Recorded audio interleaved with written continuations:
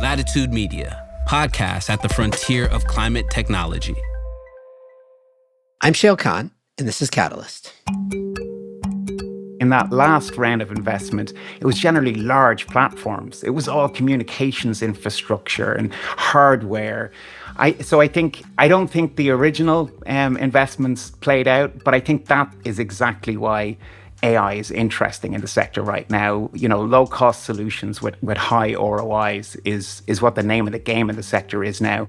All right, time to gear up as the AI hype and/or reality wave crashes through every sector of climate tech.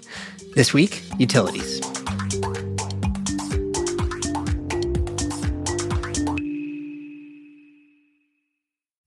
Let's face it, environmental news is often very depressing. That's why we focus on solutions on this podcast. But still, the climate crisis looms large. Rising temperatures, mounting pollution, environmental degradation, they're all warping the planet. And for a lot of species, including us, things don't always look so great. But the story doesn't end there. Every Friday, Living Planet, a show from Deutsche Welle, takes you behind the headlines to figure out what's happening and how we'll get through it. It'll also help you make better choices for a healthy planet and find space to reconnect with the beauty and wonder of the world around us. You can find Living Planet wherever you get your podcasts. I'm Shayle. I invest in revolutionary climate technologies at Energy Impact Partners. Welcome. Well, you already know this, I suspect, but let me just confirm for you what is happening and has been happening inside the boardroom of, I think, basically every large company in the world, which is at some point, the company leadership and the board ask and attempt to answer the question of what AI will mean for their business. Is it a threat? Is it an opportunity? What should we do about it? And I think in some sectors, it's pretty obvious that AI is going to transform big businesses, like if you're in the legal profession, for example. In others, it sure seems like AI should play a big role, but it's less obvious exactly how and when. And that's how I would categorize AI for utilities in the power sector today. They operate an extremely complex system that is full of data that could be leveraged for various versions of optimization, cost reduction, decarbonization, efficiency, reliability, all the things that you want. So there probably should be something big there. But as we all know, everything in electricity is more complicated than you think it should be. That has, in fact, been my primary learning after having spent a good part of the last 17 or so years thinking about it. But there are things happening here, and it could be transformative. You just have to look closely. So let's see what's what. David Grork from Indigo Advisory Group has been working with utilities on AI since before it was cool. So I brought David on to kind of run through the state of affairs with regard to AI in the power sector today. Here's David. David, welcome. Thank you, Shayle. Let's talk about AI in the electricity sector. I haven't talked enough about AI probably on this podcast today, so we're going to make up for it today by using the term like 300 or 400 times in the course of a 45-minute conversation. We'll do our best.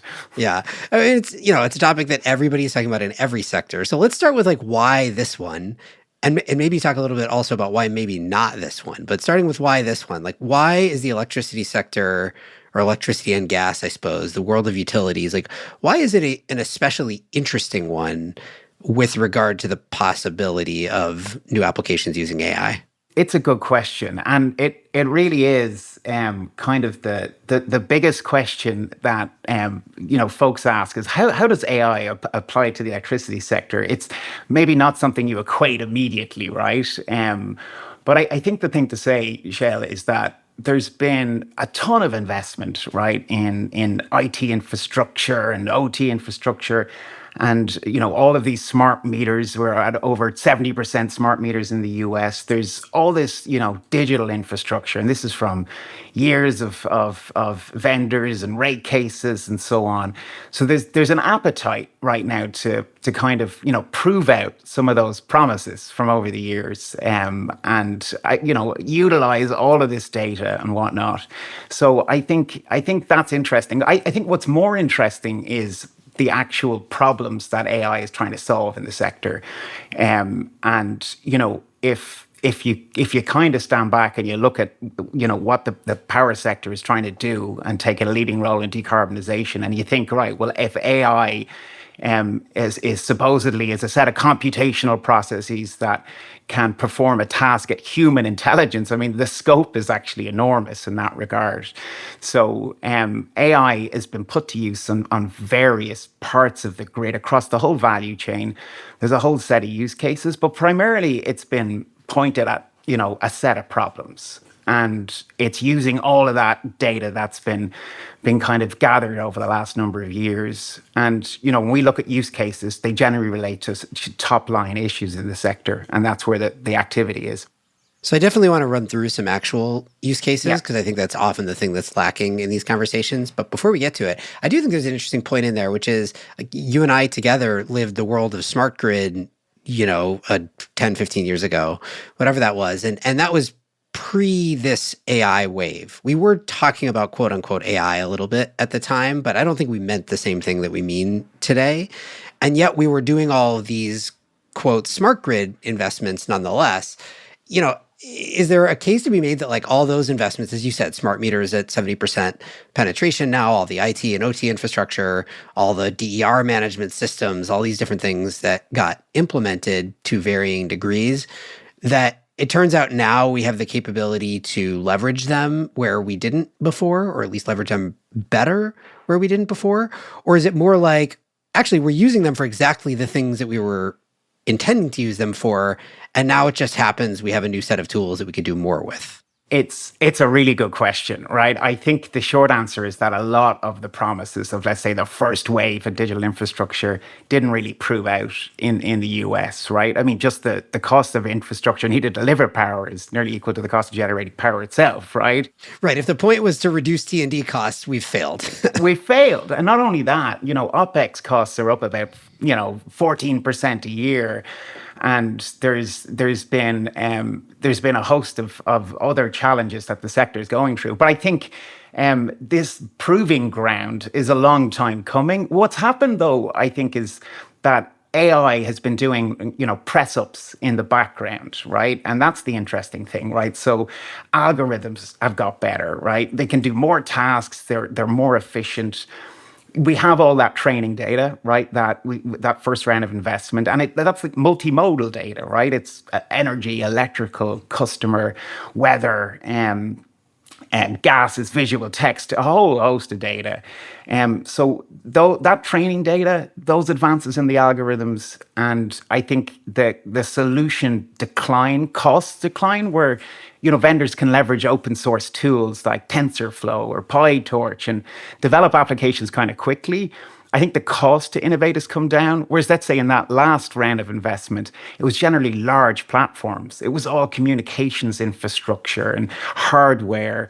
I don't think the original investments played out, but I think that is exactly why AI is interesting in the sector right now. Low-cost solutions with high ROIs is what the name of the game in the sector is now. I'll note that you said AI has been doing press-ups in the background, and I just learned that press-ups is Irish for push-ups, or maybe push-ups are American for press-ups. Let's go with the latter. Yeah. Yeah, sure. Yeah. Push-ups, press-ups. Yeah. Pull-ups even. Right. But it's definitely been working out. We can all agree on pull-ups. Yeah. All right. So I think it's probably fairly self-evident, like why there's some opportunity. We have to define what that opportunity is, but some opportunity for AI in the power sector. It's an enormously complex system with an enormous amount of data and incredibly challenging optimizations alongside that. And so there must be opportunities somewhere in there. But before we get into those use cases, let's talk about why it's actually going to be tough.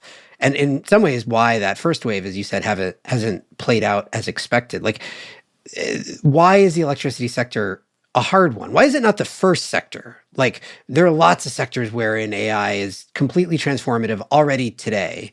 I think of like the legal profession, for example. Why is electricity probably not one of those? Right. Yeah. I think it owes the primary reason why, we're not on a path towards, full automation and there's, been a spate of use cases launched is just modeling grid physics accurately is incredibly difficult, right, for an algorithm. So, solutions on power flow obviously need to take into account, Ohm's law and Kirchhoff's law and accurately predict or make real-time decisions. So there's a limit to where AIs can be deployed currently for real reasons. I think just the complexity of the system. You like if you look at a Sankey of any utility, right, and you've got the data sources and you've got the data management platforms and the visualization platforms, they are some of the most complex diagrams that you could witness. So it's not an easy operating environment for solution providers or for solutions to be embedded. And I think there's the typical industry issues around just rate basing new technologies, right? But more broadly, just for some of these use cases, the data is not available, Shayle. It's not frequent enough, right? So we don't have the millisecond granularity that's needed for some of these use cases. So that makes it all a little bit difficult. I think it's also, there's a torturous sales cycles for startups, which can be off-putting after a couple of years. I mean, people tend to give up. Torturous is a literal word in some cases. Yeah, right. Yeah. And that's not helpful to innovation or to startups. So what you're seeing is incremental change by kind of the grid giants over time, and a few use cases and vendors kind of making it through the ranks. But I think all of that, I think the complexity, I think the cybersecurity components, I think they're just the grid physics. I think all of that makes it complex. And I think, when we talk about use cases, you'll see that some of the use cases play out across areas that don't touch on those grid physics. Yeah, I think it's this enormous opportunity meets incredibly high barrier to entry problem that basically everything in energy tends to face. Right. And just to add to that complexity, it's also, there's so many problems within the sector around folks retiring. So, 50% of the workforce is going to retire in the next 10 years. You can see that happening right now. So you have this kind of field technicians are leaving, right? And, there's other priorities, right? Building out transmission infrastructure, different capital programs, and so on. So, utilities are having to balance kind of their IT investments with some very weighty challenges that they've been given. So, there's a juggling act going on too. Let's talk for just 1 minute about what we actually mean by AI. I think the term gets thrown around a lot. It has gotten thrown around a lot, and it means different things to different people. There's the LLM, ChatGPT version of it, and all this generative AI is a new phenomenon. But AI sort of interspersed with machine learning and other tools is all over the place. As you think about it specifically in the power sector, what are the subcategories of AI that we should be thinking most about? Yeah, that's a good question. And and that's the very start of a conversation with a utility or with any stakeholder in this industry. Defining AI is it's an interesting question in terms of how you frame it. I think one way that we've been looking at it is defining it through a set of capabilities, so you can understand it from a business perspective, right? So looking at machine learning and predictive analytics, right? So these are algorithms that detect patterns or can make decisions. That's one set of solutions. Computer vision. So these may be cameras that interpret or understand the visual world, right? Infrared cameras and so on. Another set. Natural language processing, interpreting text, voice, human language, robotics, anything that's doing a task in a robotic nature that a human would do, right? So perimeter security by a robot would be classified as AI. I think, areas like digital twins. So these are, virtual replicas that move beyond things like anomaly detection into scenarios and decision making.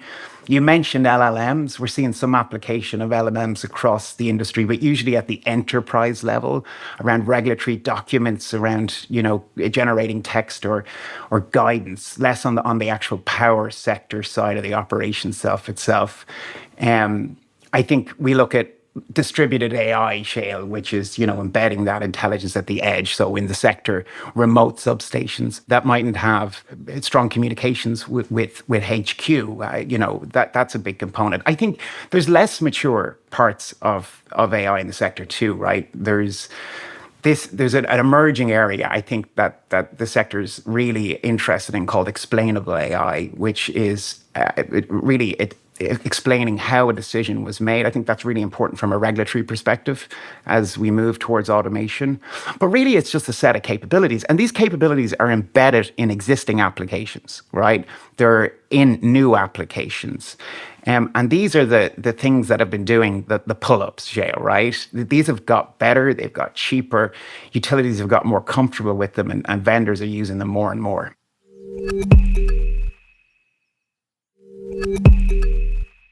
Okay, so you started to get into some applications, but I asked you to pick like 3 actual applications, real use cases of AI in the power sector that you think are real and immediate and interesting. So let's talk about those. Pick your number 1. Okay, well, I think to look at something contained, right, and something that's really new, that's been in rate cases in the last 12 months across the country, and for good reason, right? So Wildfire is obviously a frequent kind of event now for utilities, particularly on the West Coast. And, PG&E in 2022 had a $1.3 billion rate case, right, for the wildfires that happened that year over a 3-year period. And so anything that plays into that space is going to be a welcome event for utilities, right? Anything that helps with vegetation management, which utilities spend billions a year on collectively, is interesting. So AI for wildfire management, right? Very discrete area, and we're seeing a lot of deployments in that. So what you have there, right? You've got new data, right? So you've got cameras, right, that are in fixed positions, and they're monitoring images of vegetation, right? You've got drones that may be taking images of density of growth and so on. You've got historical GIS data. You've got lidar, which is this, obviously 3D modeling. So you have these new sensors and data is being deployed, and you have external data that's used in the mix, like satellite imagery, weather data. And you combine all this data together, when you're collecting these high resolution images and you're predicting the vector of growth of vegetation, or you're seeing changes over time or positioning of vegetation in relation to infrastructure, you can do some pretty cool, predictive analytics. And I think, what we're seeing there is that, you can better deploy field crew, your existing maintenance personnel, and so on, and that's like sees immediate results. So I think why that's interesting, just from an AI perspective, it's a really discrete use case. You've got new sensors, you've got better algorithms, and it doesn't really interfere with core operations. I mean, it's tied to core operations, but like I see why the discreteness of it is valuable here, because you can imagine saying, okay, well, this isn't like, grid reliability short of the wildfire itself impacting grid reliability isn't going to be affected here. Yeah, and it's also got like a broader benefit. So the PG&E rate case, so what they ended up building was this fire potential index with a whole series of partners. So they used all that data I mentioned, right? And they used 30 years of historical data, and they're sampling that several times a day. And that gives them a pretty good, not real time, but a pretty accurate insight into potential threats, and it's relatively low cost, right? These are SaaS platforms with some sensors running to the millions over years of agreements. So, that's where the high value comes from, Shayle. But yeah, discrete, doesn't touch operations, not overly political, and can roll it out pretty quickly. All right, so that's discrete, new data sources, sort of fits the mold for like things that could apply new technology, or in this case AI, of various stripes quickly. Right. What's number 2? Number 2, I mean, if we look at the customer side of things, which and we'll get to some of the use cases on the power flow side, but customer propensity modeling, things like EV detection. What's really been interesting is, like, over the last 10 or 15 years, utilities have really waxed lyrical about owning the customer relationship and monetizing all of this AMI data. And, it's a fixture as a panel at events and so on. I think that's actually happening, right? So in terms of how propensity models working for utilities at the moment. So they have the AMI infrastructure. We said there's over 70% deployed. they have obviously their customer information systems, which are all the records of a customer and their interactions and so on over time. And then they have external data. So this would be data like socioeconomic data or weather data or property information, size and type. And what a utility can do with that is some interesting propositions for customers. So you can perform non-intrusive load monitoring, right, which basically disaggregates the total energy signal of a smart meter. And you can look at various characteristics of that using machine models and get something like an EV charging signature and say, okay, we've detected an EV. Maybe you compare that detection with some other data and validate that that an EV has been charged. That's actually really important, right, for utility, because that changes the nature of the customer relationship. You can be very direct. You can do clustering and segmentation and get customers on new tariffs and own a little bit more of the relationship on the EV side. And that whole propensity modeling piece around clustering and segmentation, just using all of that data, utilities can be more purposeful about how they plan EV charging infrastructure, based off those decisions, but also their grid infrastructure. So that like non-intrusive load monitoring, using external data, identifying consumption and selling new products and services is happening now, and that's live at utilities, right? Just like the Wildfire example. There's live at Duke and Southern California, Edison, and so on, these EV detection segmentation use cases. I think that's pretty interesting. It's real value from the smart meters that we talked about earlier. Yeah, so maybe what's distinct about that from the Wildfire use case is not exactly new data sources, right? Like that AMI data has been around for a while, as have all the other sources of data that you described. It's maybe the capability to weave them all together and the desire to do something with it, and particularly the arrival of EVs en masse, at least for some utilities, maybe catalyzes some actual action on this. Yeah, I think so. And there's upstream benefits, right, for how you plan your grid and transformers, and you look at rolling out new infrastructure and so on. So it's got benefits both sides of the meter, which is always appealing to a utility. And it's about owning and transforming that customer relation a little bit, because there's more you can do with that, right? You can transform how you communicate with the customer through more automated, personalized messages, and just communicate and own that relationship. But we all know our relationship with the utility is the only time we think about the utility is when we get a bill. But this is a little different, and utilities are communicating more frequently with their customers than that. So exactly, Shayle. That's why it's interesting. Again, somewhat discrete, right? Not dealing with operations or power flow or any of those complex matters as yet. Right. Okay, well, power flow, you mentioned we'll get to one of those. For number 3, can we talk about something that is in the sort of core operations world of power flows? There's 2 here, right? I think in core operations, the first one to mention, because this is highly important for utilities, right? This, substation asset management, it doesn't light everyone's world on fire, but there's huge dollars associated with this, right? So, you've got vibration sensors, partial discharge sensors, gas sensors, temperature sensors. You've got inspection drones and robots, and they're looking for, wear and tear equipment. They're looking at SF6 gases. They're looking at insulation breakdowns and so on. And what's interesting is, again, the algorithms have got so much better in the past 5 years. So these computer vision platforms, right, they're analyzing video feeds like from fixed cameras, and they're able to detect corrosion, right, on these assets.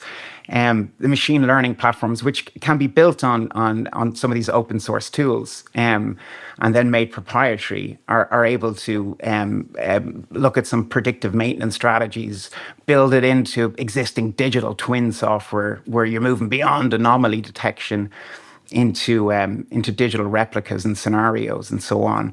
And I think that's a huge value use case for utilities, right? This is it can't be understated, right? You can reduce downtime of some of these critical components by 30, 50%. You can extend the life of it. Like transformers, right? They cost anywhere from 100,000 to $1 million. They take forever to be delivered these days. I think all of that's pretty critical work for utilities. And the whole system space here and the point applications and the integration, utilities have got really good at this. And this is where, when we talk about the proving ground of AI, it mightn't be cool to, somebody from outside the industry.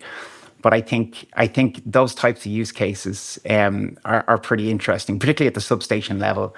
Again, though, it's complex. There's lots of protocols, IEC 61850. There's lots of complexity in here. But this is, I think, where we've seen the most maturity in IT, OT, AI type work. But there are, I don't know if you want to touch on the power flow too piece, Shayle. I think, yeah, right, quickly. I think, so let's say transmission capacity optimization, right, is an interesting area, right? So you've got lines that you're using to get renewables from, from up north, down south, wherever the low pocket may be. And in the past, to look at the level of congestion or the heating or the sag of the line, right, which causes a traffic jam effectively, utilities used to use traditional static rating, right? So that was, based on consumptions and environmental conditions and some external weather. What they're doing now is moving to using near real-time data, right? So they're looking at the current carrying capacity of overhead lines, right? And I think these are live, these solutions. They're able to deploy non-intrusive sensors. So you've got lidar solutions that are monitoring the line. These are video cameras. You could be using mechanical data, looking at vibration sensors, and you're using real-time weather data. And that really gives you better control over how you route power. And it helps remove the bottlenecks, relieve congestion, maximizes current infrastructure. The business cases here are really strong. Perhaps, the FERC requirements and the regulatory direction are still emerging. But I think an area like this is right in AI's wheelhouse. And it's non-intrusive, and it can add kind of, pretty immediate value to increase transmission efficiency, for example. So that's pretty discrete, and I think a pretty impactful area of AI right now. Yeah, I think, okay, so hopefully we've sort of convinced ourselves and everybody who's listening that, like, there are, these things they're not as obviously mind-blowing as all the generative AI stuff is today, but for everyone that we mentioned, there are probably 10 that we didn't mention, right? There's just like a million discrete little opportunities to leverage AI and new techniques and new tools and new data sets to improve this system. The other question, though, of course, especially if you're in the world of startups and venture capital and so on, is like, okay, but who's doing all this? You alluded to this before in the first wave. A lot of what ended up happening, it was Schneider and Eaton and GE and Siemens and ABB and the typical large utility vendors who ended up rolling out most of the new technology. There were exceptions, but that's tends to be how it goes in this sector. As you see this new wave of innovation coming, who are the suppliers delivering the new solutions, and is it any different from how it has been historically? That's a great question. I think it is a little different, Shayle. I mentioned that the cost to develop these solutions has kind of collapsed a little bit with these open source libraries and frameworks and packages. So, and we were purposeful in this work to look beyond the conglomerates and the grid giants to really get a temperature check on the market. And what we found was a series of startups here looking at discrete problems, right? So, and across all of the areas where we mentioned it's the most pressing, even across the use cases we mentioned, there's a series of startups. So there's a lot of activity. We looked at, I think, 350 disclosed deployments since 2001. And we had a focus on startups. And I think what we found was that startups received 1.5 billion, right, from 80 rounds of funding related to those deployments since 2021, and that's a pretty sizable capital inflow. Well, wait, just to be clear, that's the venture funding that went into those companies, or that's the money that came from customers? Venture capital funding that went into startups since 2021. So I guess what that tells us is that there are startups being funded Correct. to take on these challenges. Doesn't yet tell us if they will win. No, that is yes. I think the journey of a startup in this space might look very different than maybe other markets, Shayle. But yeah, it does not tell us that they will win. But it does tell us that there's a healthy venture market. There are startups. There is data, and there is something different about this point in time in terms of access to data. That is not to discount that ABB, Siemens, Schneider Electric, Oracle aren't doing incremental changes to their products and picking up startups along the way.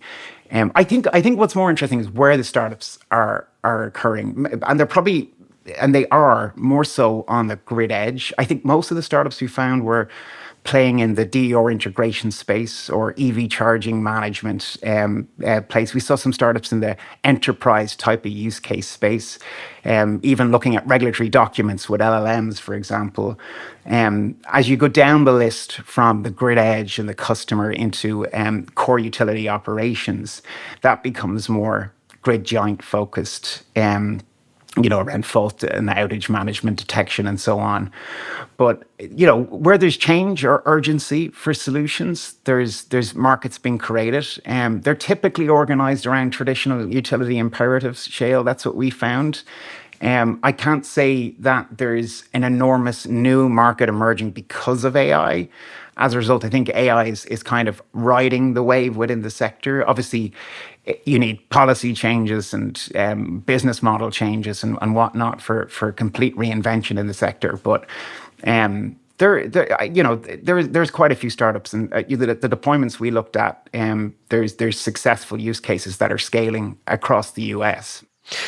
I guess final question, if we take a slightly longer term view here, the promise that lots of folks have gotten excited about, generally people who are like new to the industry but are in the tech world, look at electricity and at some point get very excited about this idea of like full optimization and automation of the electricity network, and they then run in like hard into the brick wall of reality at some point as they're trying to figure out how to actually implement that full automation. You could take a few different views today as to how that plays out. One is that, look, this is a pipe dream and let's be realistic, it's never going to happen. The second is maybe it will happen, but it's going to happen via a series of incremental changes. There's no like blanket solution who comes in and automates the entire system from generation to the customer, but we're doing it piece by piece now. And maybe thanks to these new technologies, we could do it faster. The third is actually, yes, I think something will fundamentally change and the opportunity will be there to like, I don't want to say rip and replace, but, execute a fundamental transformation of how electricity is delivered in a relatively short period of time. Like of those three options, or a fourth one that I haven't thought of, where do you sit? Right. Yeah. Good question. I think there's possible and preferred and potential futures across all three, right? And they're all beholden to different characteristics. I certainly think that it's potentially possible. We're a few years away from being a few years away from that, though. So I think with the time frame is really important. I think we could look, if there was the right investment and the right technologies, and we could talk about some of the challenges to get there. Your third option is possible. It could be a reality. I think number two, I think the incremental change over time will lead us to a system that eventually becomes very automated with the support of regulatory infrastructure and the support of proven technologies through rate cases and so on. I think we'll get there. But Shayle, it's really important to underline in this that the data right now is not available, right, for, let's say, real-time decision making across the grid, right? Like what we have is AMI, right, which is minutes to hours. We have SCADA, which is seconds to minutes, and then we have PMUs, which are kind of millisecond frequency and granularity. I mean, for that future, you're talking about what we need is like 100% nodal determination, right? And you need a lot to get there. I mean, right now, most of the work is on like post-event analysis, after the fact model validation. And I think to get there, it needs a lot of investment, and that's where your third option would come in.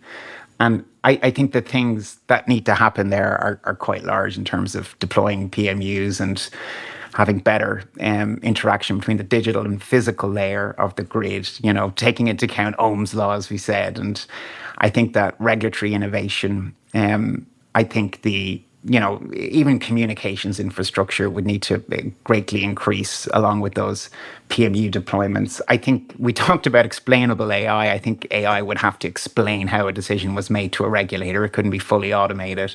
I think there's so many steps to get there. But I think even the few use cases we touched upon, they're pretty significant jumps for how the sector operates today. And it mightn't be like the tech industry where you could see a huge leap and it's phenomenal and you can chart the growth of something.